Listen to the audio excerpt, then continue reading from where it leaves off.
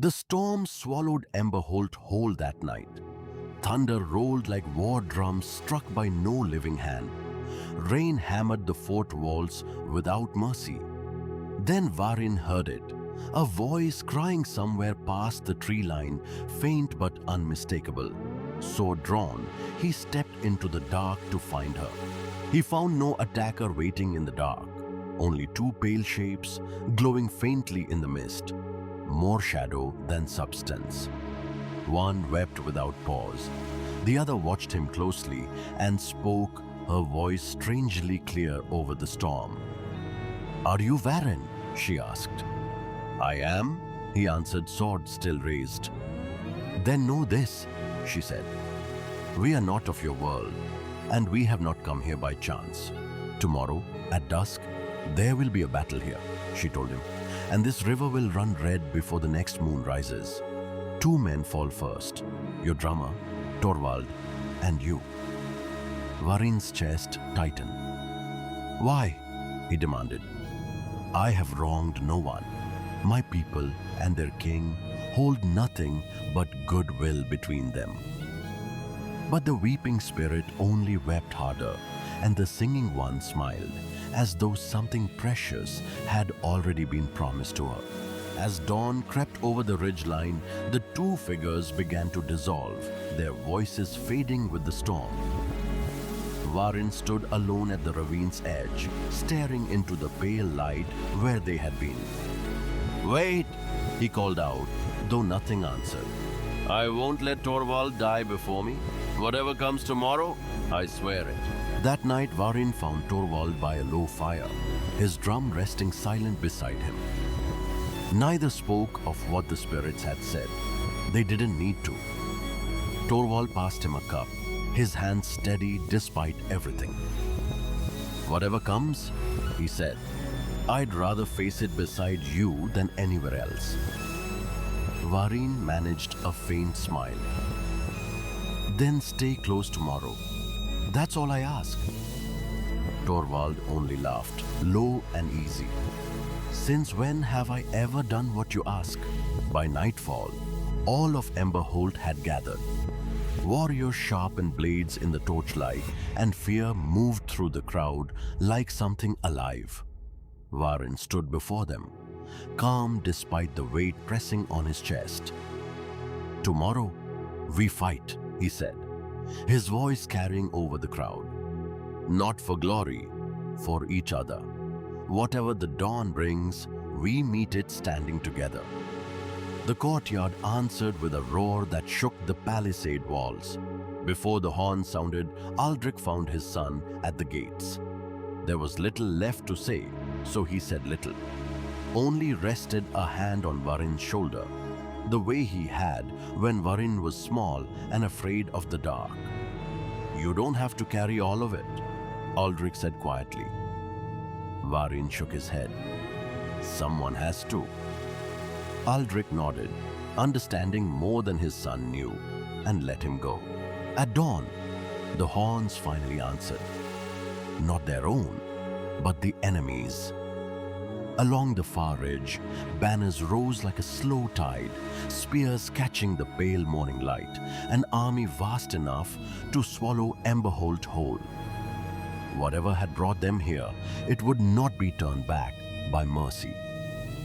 There was only one answer left to give, and Emberholt intended to give it in full. At first light, they led Torvald to the watchtower. His legs were bound loosely to the railing, enough to keep him safe, not enough to hold him back from his purpose. His arms stayed free. "Keep the rhythm steady," Varin told him, forcing calm into his own voice. Torvald managed a shaking grin. "Steady as your sword arm, Varin. Now go. They're coming."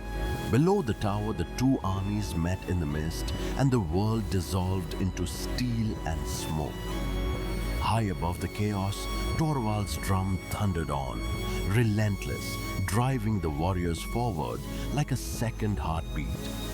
Every strike of his hands was a promise kept, a rhythm that refused to break even as the battle churned closer to the tower's base. Then something in Torvald broke free. Not fear, but something fiercer. He tore his arms from the last of the binding, and before anyone could call out, he threw himself from the tower, drum still strapped to his chest, refusing to be kept safe while his people bled below. He struck the ground before Varin ever did, exactly as the spirit had foretold, the first to fall. Grief had no room to land. Varin turned into the battle itself, sword raised, and became something the enemy had no answer for. Arrows split the air around him. He never flinched. Spears found only empty ground where he had stood a heartbeat before. He was not fighting to survive anymore. He was fighting because it was owed, and he intended to pay it in full. At last, wounded beyond standing, Varin sank to one knee in the mud. The battle blurred and softened around him, distant now, unimportant. Beside him, the singing spirit knelt close, glowing softly in the grey morning light, one pale hand reaching toward his face with something like tenderness. He had kept his promise. Now it seemed it was his turn to be kept. Dawn found Emberholt standing, but barely. Aldrich knelt beside his son's body in the mud of the courtyard and said nothing at all. Some grief runs too deep for words. Around them, the village moved slowly through its wounded and its dead, torches guttering low in the pale morning light. There was no triumph in this victory, only the quiet, exhausted work of surviving it. Weeks passed, and two stones rose on the hillside above the fort. Varin's sword rested at the base of one.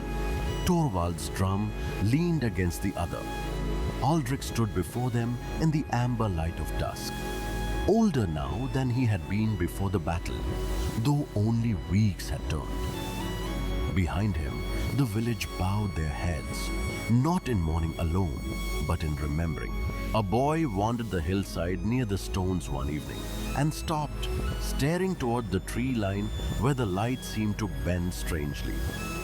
There, faint as breath on glass, stood two figures. A warrior he had only heard of in stories, and beside him, something that glowed softly with no name the boy knew. They did not look sorrowful. They looked at peace, facing the horizon together, as though waiting for nothing at all. Many years later, an old man sat by the fire, his hair long since turned white, and told the story again, as he had told it 100 times before, to 100 wide-eyed faces. He no longer wept when he reached the ending. There was only warmth in it now, and pride, and the quiet certainty that some stories are not meant to end, only to be carried forward, one fireside at a time.